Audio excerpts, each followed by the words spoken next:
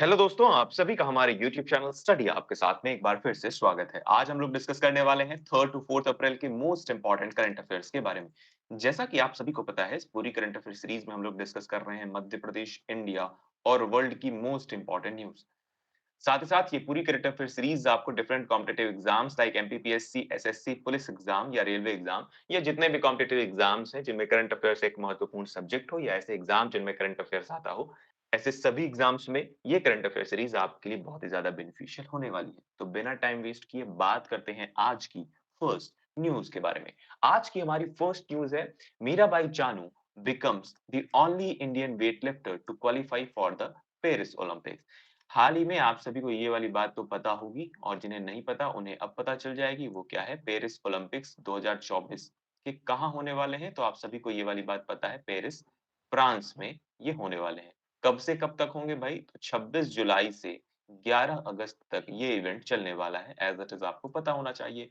इसमें एक particular weight lifter है भारत की तरफ से, जिनका नाम क्या है? वेट लिफ्टर जिनका नाम है मीराबाई चानू। मीराबाई चानू ने पेरिस ओलंपिक के लिए क्वालीफाई कर लिया है। एज इट इज इम्पोर्टेंट है, ध्यान रखना है। मीराबाई चानू जी के बारे में बात करें तो इन्होंने 2021 में आयोजित टोक्यो ओलंपिक्स में मीराबाई चानू ने सिल्वर मेडल हासिल किया था। ध्यान रखना है, इनका स्पोर्ट भी ध्यान रखना है, यानी ये किस खेल से बिलोंग करती हैं। ये एक वेट लिफ्टर है और इन्होंने टोक्यो ओलंपिक्स 2021 में सिल्वर मेडल भी हासिल किया है और अब 2024 में होने वाले पेरिस ओलंपिक्स के लिए क्वालीफाई कर लिया है। एकमात्र वेट लिफ्टर है जिन्होंने क्वालीफाई किया है। एज इट इज इम्पोर्टेंट है, आप सभी को ध्यान रखना है कि पेरिस ओलंपिक्स में क्या-क्या चीज़ें होने वाली हैं। तो बात कर रहे हैं पेरिस ओलंपिक्स से रिलेटेड कुछ इंपॉर्टेंट फैक्ट्स के बारे में। तो फर्स्ट फैक्ट जो कि आप सभी को ध्यान रखना है वो है 10,500 एथलीट्स इसमें पार्टिसिपेट करने वाले। इसके अलावा इसका मोट्टो आप सभी को ध्यान रखना है। मोट्टो है इसका गेम्स वाइड ओपन। ऑलरेडी हमने कवर कर लिया है लेकिन फिर से इसे रिवाइज कर रहे हैं। Games wide open. इसके अलावा मैस्कट के बारे में बात करें तो मैस्कट इसका क्या है? तो आपको ध्यान होना चाहिए फेरिक्स या फ्रिक्स इसका मैस्कट है। इंपॉर्टेंट है ये चीज़ें, ये तीनों फैक्ट्स इंपॉर्टेंट हैं, इसलिए आप सभी को ये वाली बातें भी पता होनी चाहिए एज़ इट इज़। चलिए, बात करते हैं अगली इंपॉर्टेंट न्यूज़ के बारे में। हमारी अगली इंपॉर्टेंट न्यूज़ है, MS Dhoni becomes first wicket keeper to complete 300 dismissals in टी20 क्रिकेट। एमएस धोनी, ये नाम आप सभी ने बहुत बार सुना होगा और हम इसी नाम के ऊपर थोड़ी-सी चर्चा करने वाले हैं। एमएस धोनी पहले विकेट कीपर हैं जिन्होंने 300 डिसमिसल्स किए हैं टी20 क्रिकेट में। ये किस टीम से बिलॉन्ग करते हैं? तो ये चेन्नई सुपर किंग्स के एक प्रमुख विकेट कीपर हैं, साथ ही साथ पूर्व कप्तान भी रह चुके हैं। ये फर्स्ट इंडियन कीपर हैं जिन्होंने 7,000 रन टी20 क्रिकेट में पूरे किए हैं। साथ ही साथ 42 वर्ष की उम्र में दिल्ली कैपिटल्स के अगेंस्ट जब चेन्नई सुपर किंग्स का मैच था, तब उन्होंने ये उपलब्धि हासिल की थी। इनके सबसे ज़्यादा डिसमिसल्स के बारे में अगर बात करें तो 300 डिसमिसल्स ये हैं महेंद्र सिंह धोनी ने, इसके अलावा 274 दिनेश कार्तिक और 274 कामरान अकमल। दिनेश कार्तिक ये भी एक इंडियन प्लेयर हैं और कामरान अकमल एक पाकिस्तानी प्लेयर हैं। ये वाली बात भी आप सभी को पता होनी चाहिए। चलिए, बात करते हैं अगली इंपॉर्टेंट न्यूज़ के बारे में। अगली इंपॉर्टेंट न्यूज़ है, Judith Suminwa Tuluka appointed first female prime minister of Democratic Republic of Congo. Democratic Republic of Congo एक अफ्रीकन कंट्री है। एक यहाँ की पहली फीमेल प्राइम मिनिस्टर कौन बन गई है? पहली फीमेल प्राइम मिनिस्टर बन चुकी हैं, आप सभी को पता होना चाहिए, जूडिथ जूडिथ तुलुका। आप सिर्फ इतना ध्यान रखें, इतने में भी आपका काम बन जाएगा। यानी क्योंकि आपको सिर्फ याद करके ऐसे कोई बहुत बड़ा युद्ध तो लड़ना नहीं है। आपको सिर्फ ऑप्शंस को एलिमिनेट करते हुए आना चाहिए। मतलब सवाल पूछा आपसे कि हाल ही में first female prime minister democratic Republic of Congo की कौन अपॉइंट हुई हैं, तो आपको ये वाली बात पता होनी चाहिए कि 4 ऑप्शंस आपके दिए हुए हैं अगर, तो आप चारों ऑप्शंस में देखकर आप बता सकें कि तुलुका नाम का शब्द हमें देखने को मिला था कांगो में। तो कांगो की पहली फीमेल प्राइम मिनिस्टर बनी है Judith सुमिनवा तुलुका। As it is important है, नाम ध्यान रखना है। बात करें अगर तो यहाँ की कैपिटल यानी कि रिपब्लिक ऑफ कांगो की कैपिटल है किंशासा। किंशासा यहाँ की कैपिटल है, यानी राजधानी है। करेंसी है कोंगोलीज़ फ्रैंक और प्रेसिडेंट है यहाँ की Felix Tshisekedi. As it is important है। ये कुछ स्टैटिक फैक्ट्स भी आपको पता होने चाहिए। साथ ही साथ अगर वर्ल्ड मैप में हम लोग ध्यान दें, तो वर्ल्ड मैप में आपको यहाँ पर देखने को मिलेगा रिपब्लिक ऑफ कांगो। ये जो रेड वाला पार्ट है ना, रेडिश वाला पार्ट है, ये पर्टिकुलरली आपको देखने को मिलेगा। ये पूरा अफ्रीकन कॉन्टिनेंट है, ये एक अफ्रीका कॉन्टिनेंट है। यहाँ की एक कंट्री है डेमोक्रेटिक रिपब्लिक ऑफ कांगो जिसकी कैपिटल क्या है? किनशासा यहाँ की कैपिटल है। एज़ इट इज़ इम्पोर्टेंट है, पता होना चाहिए।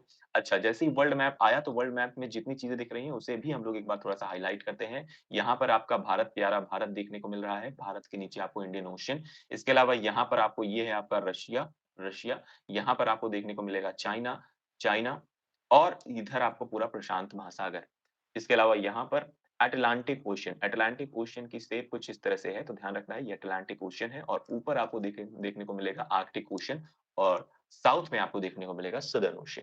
अगर बात करें थोड़ा-सा और तो ये नॉर्थ अमेरिका यहाँ पर देखने को मिलता है, यहाँ पर ये है आपका south America as it is पता होना चाहिए और यहाँ पर आपको देखने को मिलेगा इंग्लैंड इंग्लैंड, ठीक है। मुझे उम्मीद है कि सारी बातें आपको समझ में आई होंगी। ये है हमारा ऑस्ट्रेलिया।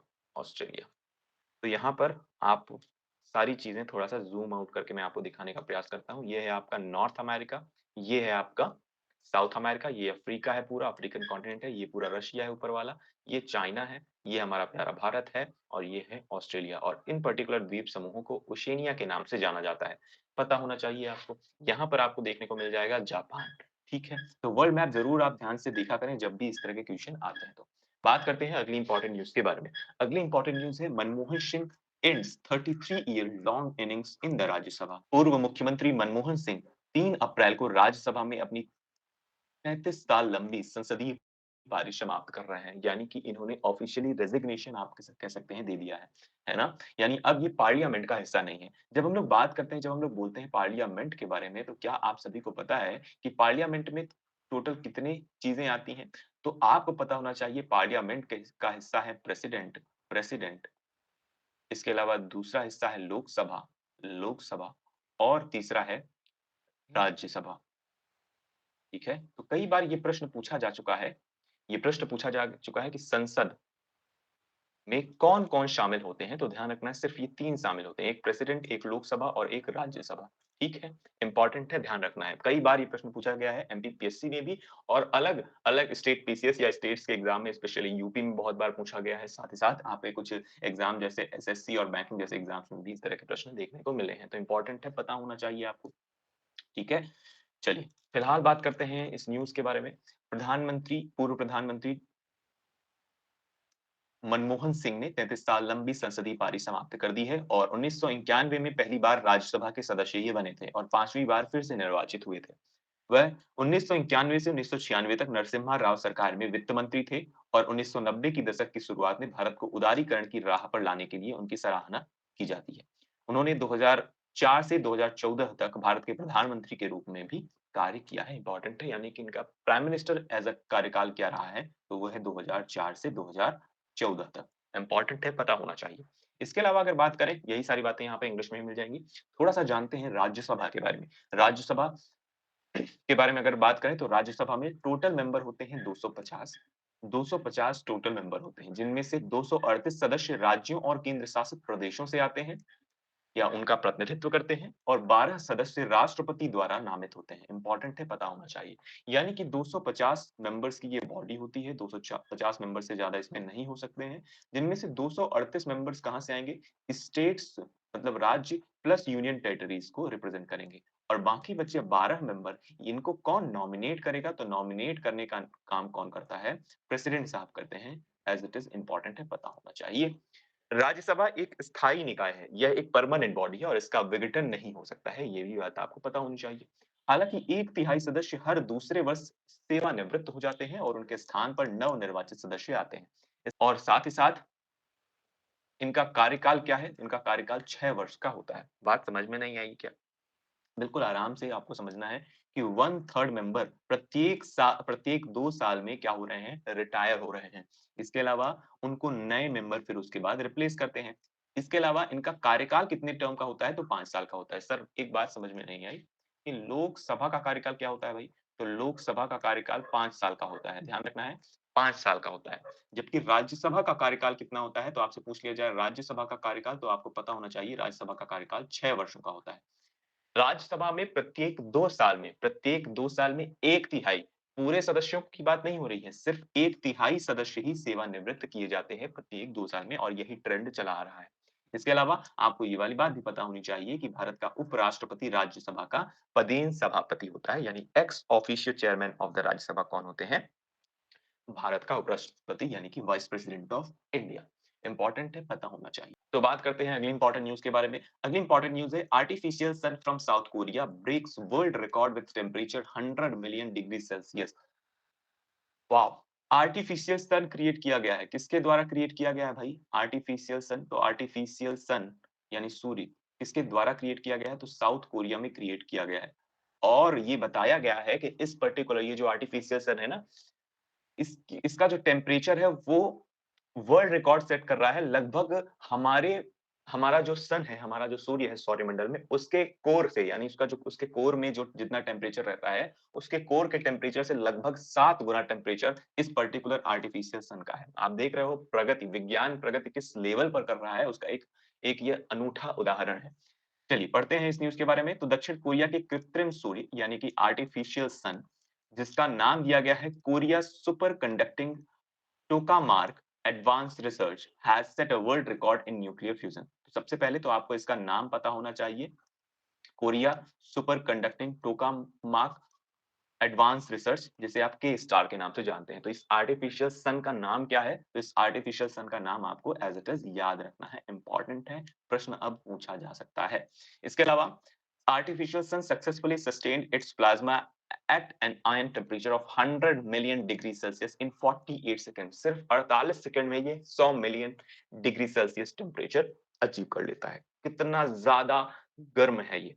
यह तापमान सूर्य के कोर से लगभग 7 गुना अधिक है। मतलब सन का जो हमारा नेचुरल सन आपको हमारे सौर मंडल में देखने को मिलता है, जो कि एक स्टार है, आप सभी को पता है। टेम्परेचर उसके कोर के टेम्परेचर से लगभग 7 गुना ज़्यादा है इस आर्टिफिशियल सन जिसका नाम क्या है? के स्टार का टेम्परेचर, ठीक है? और इसी के साथ इसने वर्ल्ड रिकॉर्ड भी हासिल किया है।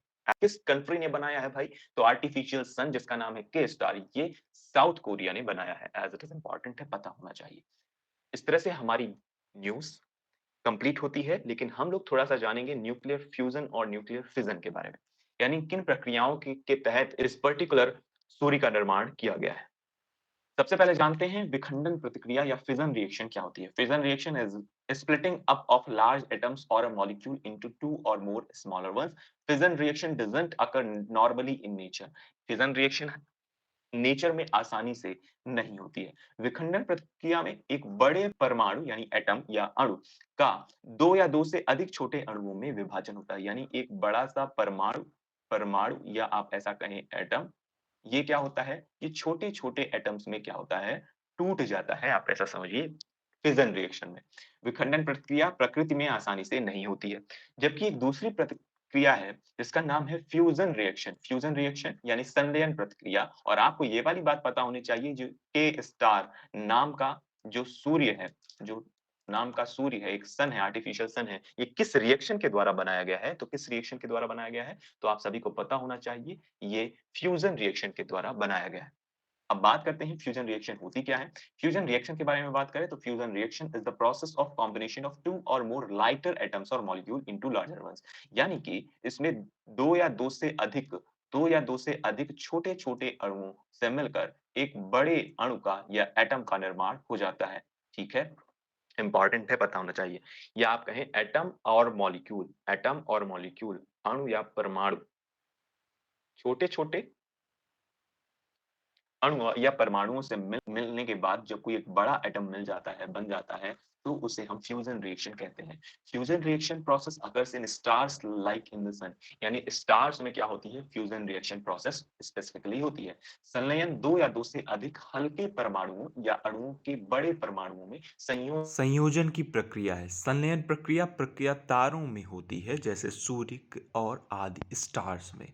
स्पेसिफिकली ध्यान रखना है। स्टार नाम का जो आर्टिफिशियल सन बनाया गया है, वो किस रिएक्शन के थ्रू बनाया गया है? तो आप सभी को पता होना चाहिए, वो फ्यूजन रिएक्शन के थ्रू बनाया गया है। मुझे उम्मीद है कि सारी बातें आपको समझ में आई होंगी।